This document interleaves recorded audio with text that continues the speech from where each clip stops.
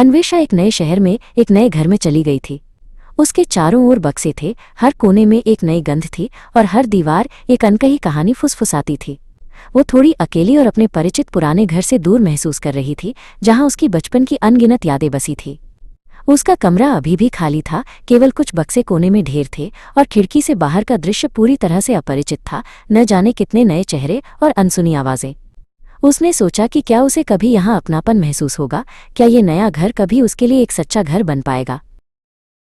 शाम ढलते ही सूरज की सुनहरी किरणें खिड़कियों से अंदर आ रही थीं। अन्वेषा ने घर के चारों ओर घूमना शुरू किया, हर कमरे की खोज की, जैसे कोई गुप्त खजाना ढूंढ रहा हो।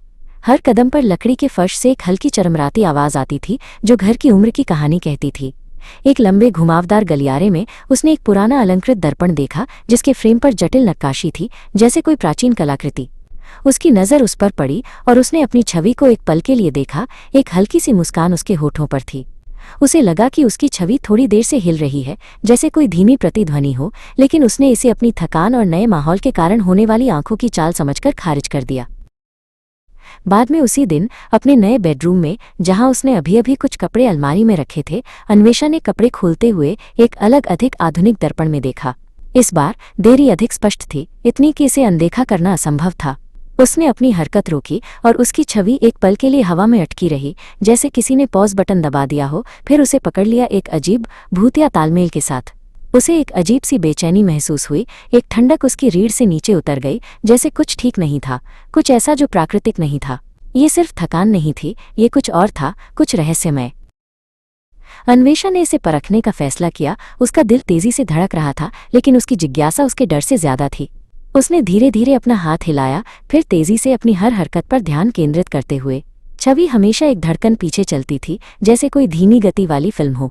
फिर उसने भौहें चढ़ाई, एक गंभीर अभिव्यक्ति बनाई और आश्चर्यजनक रूप से छवि ने एक पल के लिए मुस्कुराया, इससे पहले कि उसकी भौहों को प्रतिबिंबित करती, जैसे कि वो उसे चिढ़ा रही हो। अन्वेषा की आंखें आश्चर्य से चौड़ी हो गईं, एक गहरी सांस उसके गले में अटक गई। ये सिर्फ एक प्रतिबिंब नहीं था, ये कुछ और था, कुछ जीवित। डर की एक लहर अन्वेषा पर छा गई, एक ठंडी लहर जिसने उसे अंदर तक हिला दिया। उसका दिल तेजी से धड़क रहा था, जैसे वो उसकी छाती से बाहर कूदने वाला हो, और वो दर्पण से पीछे हट गई, लगभग लड़खड़ाते हुए। ये किस तरह का घर था? क्या वो चीजें देख रही थी? क्या वो पागल हो रही थी, या ये घर ही उसे पागल कर रहा था? उसने अपनी आंखों को रगड़ा, ये उम्मीद करते हुए कि जब वो उन्हें फिर से खोलेगी तो ये सब गायब हो जाएगा, ये सिर्फ एक बुरा सपना होगा। लेकिन दर्पण में उसकी छवि अभी भी उसे देख रही थी, एक पल की देरी के साथ, जैसे वो उसके डर का मजा ले रही हो। अगले कुछ दिनों में अन्वेषा ने सावधानी से घर के हर दर्पण का अवलोकन किया, जैसे कोई वैज्ञानिक एक नए नमूने का अध्ययन कर रहा हो। घर में हर दर्पण उसी तरह व्यवहार करता था, चाहे वो छोटा हो या बड़ा, पुराना हो या नया। उसने देखा कि छवि सिर्फ देरी से नहीं थी, इसमें कभी कभी अपनी सूक्ष्म अभिव्यक्तियां भी होती थीं, जिज्ञासा की एक झलक या एक जानने वाली नज़र, जैसे वो उसे कुछ बताना चाहती हो। ये केवल एक प्रतिबिंब नहीं था, ये कुछ और था, कुछ ऐसा जो अपनी खुद की इच्छा रखता था, एक रहस्यमय उपस्थिति। एक शाम सूरज ढल चुका था और कमरे में हल्की रोशनी थी। अन्वेषा फिर से अपने बेडरूम के दर्पण के सामने खड़ी हुई। डर के बजाय एक अजीब सी जिज्ञासा ने उसे घेर लिया, एक खिंचाव जिसने उसे रहस्य की ओर खींचा। उसने फुसफुसाया, नमस्ते। उसकी आवाज कमरे में गूंज उठी। छवि के होंठ एक पल बाद चले, उसकी नकल करते हुए, लेकिन उसकी आंखों में एक अलग, लगभग चंचल चमक थी, जैसे वो उसे एक गुप्त खेल खेलने के लिए आमंत्रित कर रही हो। ये एक रहस्य था जो उसे अपनी ओर खींच रहा था, एक पहेली जिसे वो सुलझाना चाहती थी। धीरे धीरे अन्वेषा अपनी छवि को केवल एक प्रतिलिपि के रूप में नहीं, बल्कि एक अलग इकाई, एक मूक साथी के रूप में देखने लगी। ये अजीब था, लेकिन आरामदायक भी। कभी कभी जब अन्वेषा उदास महसूस करती थी तो उसकी छवि एक कोमल उत्साहजनक मुस्कान पेश करती थी, इससे पहले कि उसकी अपनी उदास अभिव्यक्ति को प्रतिबिंबित करती, जैसे वो उसे सांत्वना दे रही हो। ये एक अजीब सा आराम था, एक अदृश्य समर्थन जो उसे नए घर में अकेला महसूस नहीं होने देता था। ये एक रहस्यमय दोस्ती थी जो कांच के उस पार पनप रही थी। उसने अपनी छवि के साथ अपने दिन को साझा करना शुरू कर दिया, चुपचाप, हाव भाव और अभिव्यक्तियों के माध्यम से। जब वो खुश होती तो वो अपनी खुशी साझा करती, और जब वो परेशान होती तो उसकी छवि उसे चुपचाप सुनती। ऐसा लगा जैसे उसके पास एक गुप्त मित्र था जो उसे बिना शब्दों के समझता था, बस कांच के उस पार रहता था, हमेशा मौजूद रहता था।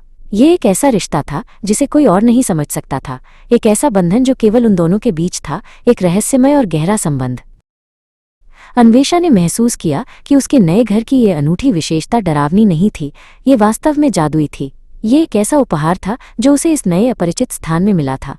इसने उसे एक नई जगह पर कम अकेला महसूस कराया, जैसे कि घर खुद ही अपने अजीब तरीके से उसका स्वागत कर रहा था, उसे एक गुप्त साथी दे रहा था। ये एक ऐसा रहस्य था जो केवल उसका था, एक ऐसी खोज जिसने उसके नए जीवन को एक अद्भुत मोड़ दिया था। उसने अपनी दर्पण मित्र को एक रहस्य रखने का फैसला किया। ये उसका विशेष बंधन था, एक अनूठा आकर्षण जो केवल उसका और उसके नए घर का था। ये एक ऐसा रहस्य था जिसे वो किसी के साथ साझा नहीं करना चाहती थी, क्योंकि ये बहुत खास था, एक ऐसी चीज जो उसकी अपनी थी और किसी और की नहीं।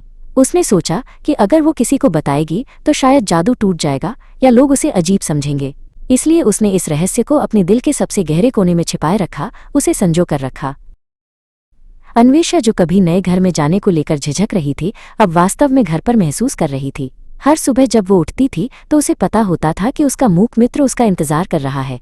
दर्पण में हर नज़र के साथ उसे अपनी नई दीवारों के भीतर के जादू और उस मूक मुस्कुराते हुए दोस्त की याद आती थी जो वहां उसका इंतजार कर रहा था, हमेशा उसके साथ रहने के लिए।